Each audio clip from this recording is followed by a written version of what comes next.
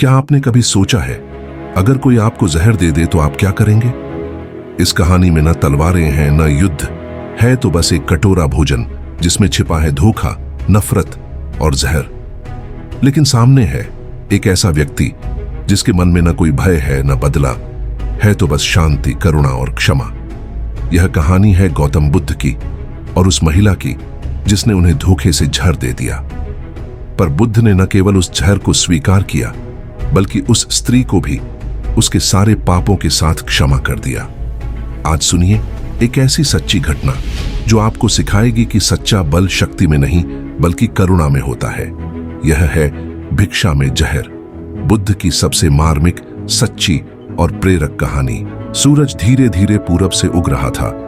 नर्म रोशनी ने पूरे गांव को सोने सा रंग दिया था। गौतम बुद्ध अपने कुछ शिष्यों के साथ नगर में प्रवेश कर रहे थे। उनके चलने की गति धीमी थी, पर हर कदम में शांति थी। उनके चेहरे पर तेज नहीं बल्कि सौम्यता का प्रकाश था। गांव के लोग जैसे ही उन्हें आते देखते, कोई पानी लाता, कोई फूल चढ़ाता, तो कोई चुपचाप हाथ जोड़कर नमस्कार करता। बुद्ध भिक्षा लेने निकले थे, पर यह भिक्षा सिर्फ पेट भरने के लिए नहीं थी, बल्कि यह लोगों से संवाद का माध्यम था। हर घर से जो प्रेम से अर्पण किया जाता, वो उसी आदर से ग्रहण करते। लेकिन उस दिन वहीं उसी गांव में एक स्त्री थी। उसके मन में बुद्ध के लिए प्रेम नहीं, द्वेष था। किसी ने उसे कह दिया था, बुद्ध के पास सिद्धियां हैं, वो आम इंसान नहीं है। उसका घमंड आहत हुआ। उसने मन में ठान लिया, अगर वो सच में इतने शांत और परिपक्व हैं, तो जरा देखूं, जहर खाकर भी बचते हैं क्या? एक खतरनाक योजना बनती है। स्त्री ने उसी दिन बुद्ध को आमंत्रित किया। हे भंते, कृपया मेरे घर भिक्षा ग्रहण करें। बुद्ध ने उसकी आंखों में देखा। वहां कोई श्रद्धा नहीं थी, बस एक भाव, क्रोध और द्वेष। फिर भी बुद्ध मुस्कुराए और कहा, यदि तुम प्रेम से अर्पण करती हो तो मैं प्रेम से स्वीकार करूंगा। शिष्य कुछ असहज हो गए, पर बुद्ध की शांति में उन्हें विश्वास था। गांव की हलचल, गांव में चर्चा फैल गई। बुद्ध आज उस महिला के घर जा रहे हैं। क्या आप जानते हैं, वो तो बड़ी क्रूर और घमंडी है। पर बुद्ध के कानों तक ये बातें नहीं पहुंची, या यूं कहिए, उन्होंने इन बातों को छूने ही नहीं दिया। उनका मन भीतर था, स्थिर और निर्मल। और अंत में जब सूर्य सिर पर चढ़ चुका था, बुद्ध शांति से उस स्त्री के द्वार पर पहुंचे। वो पहले से तैयार खड़ी थी, हाथों में थाली, थाली में वो भोजन जिसमें मिला हुआ था जहर। उसका चेहरा भावहीन था, लेकिन भीतर कहीं भय भी छुपा था। बुद्ध ने उसके हाथ से वह थाली ली, धीरे से, बिना कोई प्रश्न किए। उनकी आंखों में ना तो डर था ना क्रोध, बस एक मौन करुणा। यह था पहला दिन जिसने एक कठिन परीक्षा की शुरुआत कर दी थी। और अब जो होना था वो पूरे गांव को न केवल चौंकाने वाला था, बल्कि बदल देने वाला था। गांव की गलियां धीरे धीरे जाग रही थीं, लेकिन एक घर में हलचल कुछ अलग थी। उस स्त्री के चेहरे पर एक विचित्र शांति थी, पर वो शांति बाहर थी, भीतर तूफान था। उसने अपने मन में एक निर्णय कर लिया था, आज मैं उस तथाकथित महात्मा को झुका दूंगी। जहर की तैयारी। उसने रसोई में प्रवेश किया। तांबे की थाली, पीतल का कटोरा और मिट्टी की हांडी से भरे भोजन, दाल, चावल, घी और मिठाई, सब कुछ आम था। बस एक चीज विशेष थी, विष। किसी तांत्रिक से लाई गई जहरीली जड़ी बूटी धीरे धीरे उसने उस भोजन में मिला दी। उसके चेहरे पर थोड़ी चिंता झलक रही थी, पर उसके घमंड ने कहा, अगर बुद्ध सच्चे हैं तो बच जाएंगे, वरना एक और ढोंगी कम हो जाएगा। वही दिन बुद्ध का आगमन दोपहर की बेला थी। गौतम बुद्ध अपने 3 शिष्यों के साथ उसी मार्ग से चल पड़े जिसके अंत में वह स्त्री खड़ी थी, एक थाली लिए। गांव के कुछ लोगों ने देखा और कानाफूसी शुरू हो गई। क्या वो महिला सच में उन्हें जहर देने वाली है? बुद्ध को सब पता चल जाता है, देखना क्या होता है। बुद्ध शांति से चल रहे थे, ना उनके चेहरे पर कोई संशय, ना ही किसी भय का कोई चिन्ह। धड़कते दिल के साथ आमना सामना बुद्ध उस स्त्री के द्वार पर पहुंचे। वो स्त्री थाली लिए खड़ी थी।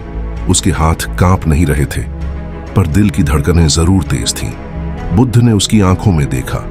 उन आंखों में छिपा द्वेष, घबराहट और झिझक सब बुद्ध की करुणा में जैसे पिघलने लगे, पर बुद्ध कुछ बोले नहीं।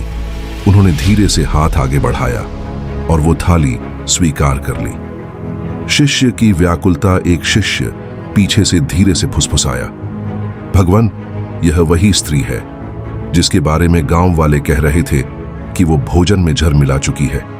दूसरा बोला, कृपा करके ग्रहण मत कीजिए। बुद्ध ने उनकी ओर देखा, मुस्कुराए और कहा, जो प्रेम से अर्पित किया गया है उसे घृणा से लौटाना हिंसा होगी, और मैं हिंसा नहीं करता। मौन की शक्ति गांव के लोग स्तब्ध थे। स्त्री खुद हैरान थी, क्या इन्हें पता नहीं चला या ये जानबूझकर सब कुछ स्वीकार कर रहे हैं? बुद्ध ने वह थाली हाथ में ली, एक पेड़ के नीचे बैठ गए और भोजन की ओर देखा, बिना कोई भय, घृणा या द्वेष के।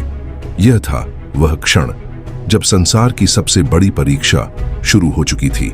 एक ओर विष, दूसरी ओर करुणा। अब देखने की बारी थी, क्या होगा जब बुद्ध उस विष को ग्रहण करेंगे। सन्नाटा। वो ऐसा क्षण था जब समय मानो थम गया था। गौतम बुद्ध एक पीपल के वृक्ष के नीचे बैठे थे। उनके सामने रखी थी वही थाली जिसमें भिक्षा नहीं बल्कि जहर मिला हुआ भोजन था। शिष्य थोड़े पीछे खड़े थे, उनके चेहरे पर स्पष्ट चिंता थी। भोजन से पहले ध्यान बुद्ध ने भोजन ग्रहण करने से पहले अपनी आंखें कुछ क्षण के लिए बंद की, मानो उन्होंने उस भोजन से पहले अपने भीतर एक गहराई में उतरकर शांति का दीपक जला लिया हो। उन्होंने थाली से थोड़ा थोड़ा करके भोजन उठाया, धीरे धीरे, पूरी सजगता के साथ। हर कौर के साथ उनका चेहरा वैसा ही शांत था जैसे मानो उन्हें संसार की कोई भी बात विचलित नहीं कर सकती। स्त्री की बेचैनी बढ़ती जाती है। वो स्त्री जिसने जहर मिलाया था दूर खड़ी थी, एक खंभे की ओट से। उसने सोचा था बुद्ध या तो भड़केंगे या जहर खाते ही गिर पड़ेंगे, लेकिन यहां तो दृश्य बिल्कुल उल्टा था। बुद्ध खा रहे थे और उनके चेहरे पर मुस्कान थी। वो स्त्री बेचैन होने लगी। क्या ये सच में इंसान है? क्या इन्हें जहर असर नहीं करता, या ये जान ही नहीं पाए? उसका दिल जोरों से धड़क रहा था। शिष्यों की हलचल। शिष्य अब और भी विचलित हो गए। एक बोला, हे भंते, कृपा करके बस कीजिए, आपके जीवन को खतरा है। दूसरा बोला, आपको जहर खिला दिया गया है और आप फिर भी मुस्कुरा रहे हैं। बुद्ध ने थाली से हाथ हटाया और शांति से बोले, जो भोजन क्रोध से बनाया गया हो, अगर उसे शांति से ग्रहण किया जाए तो उसका विष भी समाप्त हो सकता है। मैं उस स्त्री की नियत नहीं खा रहा हूं, मैं सिर्फ उसके हाथों का अर्पण स्वीकार कर रहा हूं। बुद्ध का आत्मबल गांव वाले भी इकट्ठा हो गए थे। सभी की आंखें बुद्ध पर थीं, उनका चेहरा, उनकी गति, उनकी सांस तक। लेकिन बुद्ध एक नदी की तरह शांत थे, जो चाहे तो बाढ़ ला सकती है और चाहे तो मिट्टी को भी शांत कर सकती है। मौन की शिक्षा भोजन समाप्त होने के बाद बुद्ध ने हाथ धोए, थाली एक ओर रखी। वो बोले नहीं, कोई प्रवचन नहीं दिया, बस अपने कमंडल से जल निकाला और धीमे स्वर में प्रार्थना की। जो कुछ मिला वो शरीर का पोषण था, पर मैंने उसमें न घृणा देखी न मोह, केवल शुद्धता देखी। शांत धुन फेड इन। वो स्त्री अब कांप रही थी। उसका संकल्प टूट चुका था। उसकी आंखों में पछतावा और कुछ और भी था, एक नई रोशनी। लेकिन यह कहानी अभी अधूरी है। भोजन समाप्त हो चुका था। बुद्ध शांत भाव से वहां बैठे थे, मानो कुछ हुआ ही ना हो। वो स्त्री जिसने झड़ दिया था अब खुद ही भीतर से टूटने लगी थी। अंदर की आग, उसका चेहरा पीला पड़ गया था, उसके हाथ कांप रहे थे और आंखों में आंसू भर आए थे। मैंने जिसे मृत्यु देना चाहा, उसने तो मेरी आत्मा को जीवन दे दिया। वो स्त्री धीरे धीरे कदमों से बुद्ध के पास आई। भीड़ अब सन्न थी, सांसें थमी हुई थी। पछतावे का क्षण।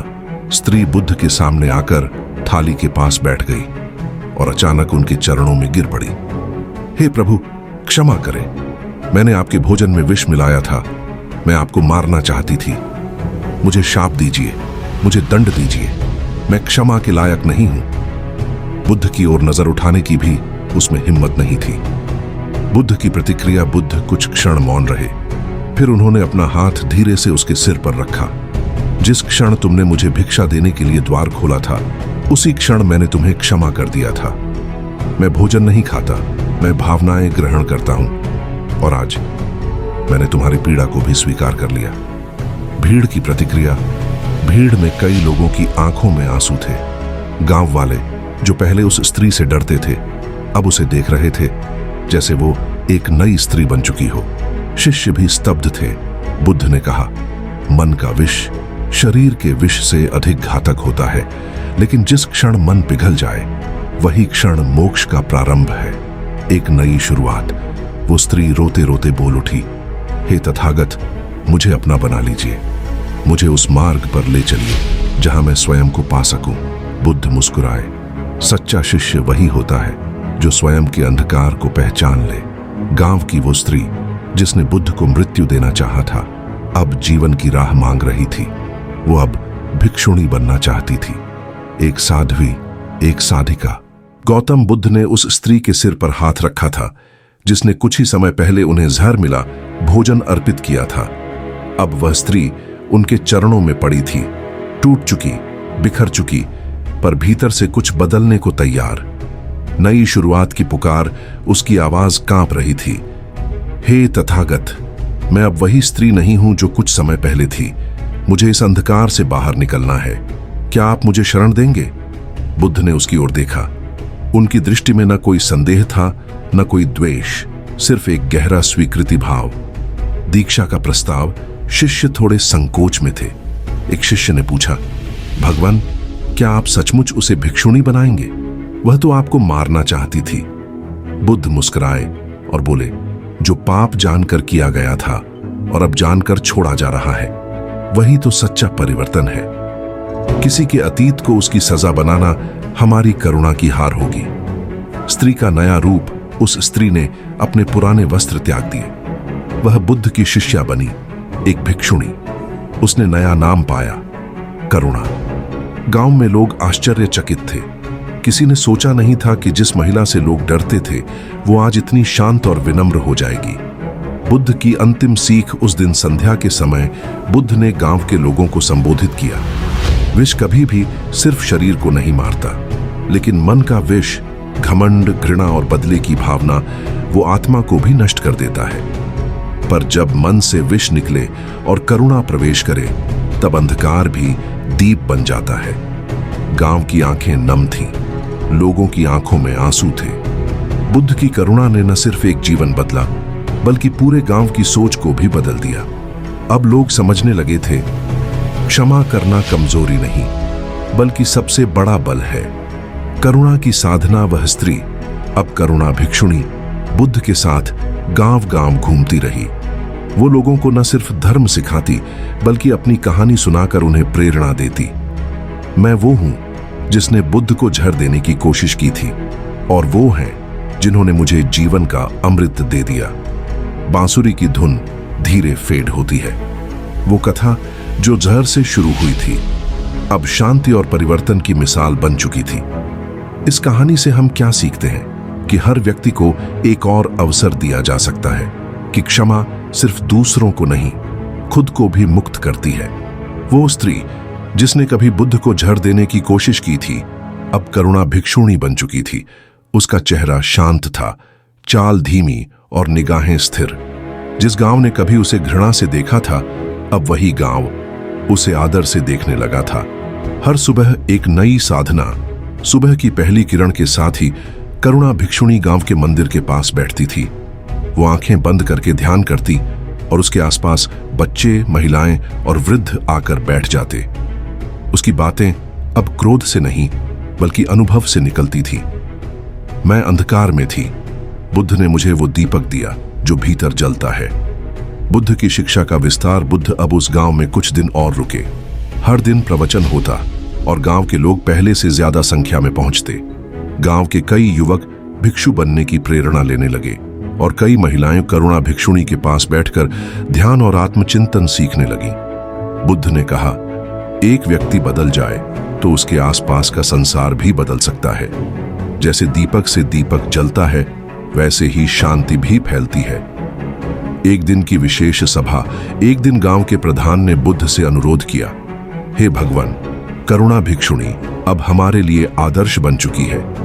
क्या आप आज उसे सार्वजनिक रूप से आशीर्वाद देकर हम सबके सामने उसका सम्मान करेंगे? बुद्ध मुस्कुराए। जिसके भीतर आत्म प्रकाश हो जाए उसे बाहर का सम्मान छू नहीं सकता, पर यदि उसका आदर्श दूसरों को राह दिखाए तो वह सम्मान योग्य है। गांव की नई बेटी सभा के बीच करुणा भिक्षुणी को बुलाया गया। वह सिर झुकाकर आई, आंखें भरी हुई थीं। बुद्ध ने सबके सामने कहा, आज मैं उसे अपनी सन्यासी परंपरा की पूर्ण सदस्य मानता हूं। वह अब सिर्फ मेरी शिष्या नहीं बल्कि इस गांव की प्रेरणा स्रोत है। गांव की वृद्ध महिलाएं रो पड़ी, बच्चों ने फूल चढ़ाए। उस दिन पहली बार गांव ने उसे अपनी बेटी की तरह अपनाया। करुणा का उत्तर देना सभा के अंत में करुणा भिक्षुणी ने भी कुछ कहा। मैंने एक समय में विष देकर मृत्यु बुलाना चाहा था, पर मुझे जीवन मिला करुणा के माध्यम से। आज मैं उसी करुणा को दूसरों में बांटना चाहती हूं, क्योंकि जिसे भीतर क्षमा मिल जाए वो बाहर से कभी टूट नहीं सकता। एक शांत सुबह फिर विदाई। कुछ दिनों बाद बुद्ध और उनके शिष्य प्रस्थान की तैयारी करने लगे। गांव वाले भारी मन से आए बुद्ध को प्रणाम करने। करुणा भिक्षुणी ने झुककर कहा, भगवान, मुझे इस गांव में रहकर सेवा करने की आज्ञा दीजिए। यहां अब अंधकार नहीं, प्रकाश है और मैं उसी को फैलाना चाहती हूं। बुद्ध ने आशीर्वाद दिया, तुम अब स्वयं एक दीपक बन चुकी हो और दीपक को दिशा नहीं दी जाती, वो स्वयं राह दिखाता है। बुद्ध चले गए, पर करुणा भिक्षुणी वहीं रह गई, बुद्ध की करुणा का जीवित प्रतीक बनकर। गौतम बुद्ध तो आगे बढ़ चुके थे, लेकिन उनके पद चिन्ह अब गांव में करुणा भिक्षुणी के रूप में जीवित थे। हर सुबह गांव की चौपाल में साधना का स्वर सुनाई देता था। वह स्त्री जो कभी क्रोध और विष की प्रतीक थी, अब करुणा, धैर्य और संयम की मूर्ति बन चुकी थी। बच्चों के लिए आशा की किरण करुणा भिक्षुणी हर दिन गांव के बच्चों को एकत्र करती थी। उन्हें वो कहानियां सुनाती जिनमें अंधकार से उजाले की यात्रा होती। बच्चों, सबसे बड़ा योद्धा वो होता है जो अपने क्रोध को हराता है, और सबसे सुंदर हथियार है क्षमा। धीरे धीरे बच्चे उसका अनुसरण करने लगे। अब वे न सिर्फ पाठशाला जाते बल्कि ध्यान और मौन में भी समय बिताने लगे। बूढ़ा अपराधी और करुणा की दृष्टि। गांव के किनारे एक बूढ़ा आदमी रहता था जो कभी डाकू हुआ करता था। लोग उससे डरते थे, कोई उसका नाम भी नहीं लेता। एक दिन वह चुपचाप करुणा भिक्षुणी के सत्संग में आकर बैठ गया। वो किसी से कुछ नहीं बोला, बस हर दिन आकर मौन बैठता रहा। करुणा ने उसकी ओर देखा पर कोई प्रश्न नहीं किया। तीसरे दिन वह बूढ़ा खुद बोला, मैंने जीवन में बहुत पाप किए हैं, क्या अब भी कोई रास्ता है? करुणा ने मुस्कुराकर उत्तर दिया, पाप वहीं रहता है जहां मन रुक जाता है। अगर मन चल पड़े तो पाप पीछे छूट जाता है। बूढ़े की आंखें भर आईं। उसने उसी क्षण प्रण लिया, अब मैं किसी को दुख नहीं दूंगा, अब मैं भी सेवा करूंगा। करुणा का संदेश फैलता है। गांव के कोने कोने में अब करुणा भिक्षुणी की कहानियां सुनाई देने लगी। वो लोगों को भीतर की आग को बुझाने की विधि सिखाती थी। ध्यान, मौन और स्वीकृति। लोग उसके पास आते, शिकायतें नहीं, समाधान लेने। हम दूसरों को नहीं बदल सकते, पर स्वयं को बदलकर संसार को एक नया रंग दे सकते हैं। अकेली रात और स्मृतियां। एक रात करुणा भिक्षुणी अकेले बैठी थी, तारों भरे आकाश के नीचे। उसने आंखें बंद की और उसका हृदय धीमे धीमे फुसफुसाया, हे तथागत, आपने जो दीपक मेरे भीतर जलाया था वह अब गांव में जल रहा है। क्या मैं आपकी शिक्षा की योग्य पात्र बन पाई? शांत हवा चल रही थी और उसके कानों में जैसे किसी दिव्य स्वर की गूंज आई। जो स्वयं बदल जाए वो दूसरों के लिए रास्ता बन जाता है, और जो रास्ता बन जाए वही धम्म का वाहक होता है। अब करुणा सिर्फ एक भिक्षुणी नहीं थी, वो गांव की मां, गुरु और शांति का स्रोत बन चुकी थी। साल बीत चुके थे। गांव अब पूरी तरह बदल चुका था। जहां पहले डर और द्वेष था, वहां अब ध्यान, शिक्षा और शांति की हवा बहती थी। और इस परिवर्तन का केंद्र थी करुणा भिक्षुणी। एक अपरिचित आगमन। एक सुबह गांव के बाहर से एक युवा साधु आया। उसकी आंखों में प्रश्न थे और चाल में बेचैनी। वह सीधे करुणा भिक्षुणी के पास पहुंचा और मौन होकर उनके चरणों में झुक गया। प्रश्न जो भीतर तक हिला दे। करुणा ने मुस्कुराकर पूछा, वत्स, किस प्रश्न ने तुम्हें यहां तक लाया? युवक बोला, मुझे बताया गया था कि एक स्त्री थी जिसने स्वयं विष दिया और फिर बुद्ध से जीवन मांगा। क्या आप वही हैं? करुणा चुप रही, फिर धीरे से बोली, हां, मैं वही हूं, जिसने भीतर का अंधकार पहचाना और बाहरी दीप से स्वयं को रोशन किया। युवक की आंखों में आश्चर्य था। फिर बताइए मुझे, अगर कोई गलती इतनी बड़ी हो कि खुद को भी माफ करना असंभव लगे, तो क्या बुद्ध भी उसे क्षमा कर सकते हैं? करुणा का उत्तर करुणा उठी। वो युवक को पास के सरोवर के किनारे ले गई। सूरज की रोशनी जल में झिलमिला रही थी। करुणा बोली, इस जल को देखो, कितना गंदा हो जाए, लेकिन जब तक बहता रहे वो शुद्ध होता रहता है। बुद्ध कहते हैं, गलती कोई भी हो, अगर पश्चाताप सच्चा हो और परिवर्तन की इच्छा हो तो क्षमा भी उतनी ही गहरी होती है। अंतिम शिक्षा युवक की आंखों से आंसू बहने लगे। वो बोला, मैंने अपने जीवन में बहुत गलतियां की हैं, लेकिन आज पहली बार लगा कि मैं फिर से शुरू कर सकता हूं। करुणा भिक्षुणी ने उसे अपने आश्रम में रहने की अनुमति दी। वो अब उसका शिष्य बन गया, ध्यान सीखने लगा, मौन साधना करने लगा। करुणा की विरासत समय बीतता रहा। करुणा अब वृद्ध हो चुकी थी, लेकिन उसकी आंखों में वही तेज था जो कभी बुद्ध की आंखों में था। उसने गांव में एक ध्यान केंद्र स्थापित किया, जहां बच्चों, वृद्धों, स्त्रियों और साधकों के लिए जीवन को समझने का मार्ग मिलता था। मौन विदाई। एक सुबह वो ध्यान करते करते ही शांति से इस संसार को छोड़ गईं। न कोई शोर, न कोई भय, बस एक मंद मुस्कान और आंखें बंद। गांव वालों ने उन्हें करुणा माता के नाम से स्मरण करना शुरू कर दिया। अंतिम संदेश, जिसने विष दिया था उसी ने बाद में अमृत बांटा, क्योंकि जिसने स्वयं को बदल लिया वो सबसे बड़ा बदलाव लाने वाला होता है। यही थी करुणा भिक्षुणी की कथा, एक स्त्री की जो झर से चली और करुणा बनकर संसार को रोशन कर गई।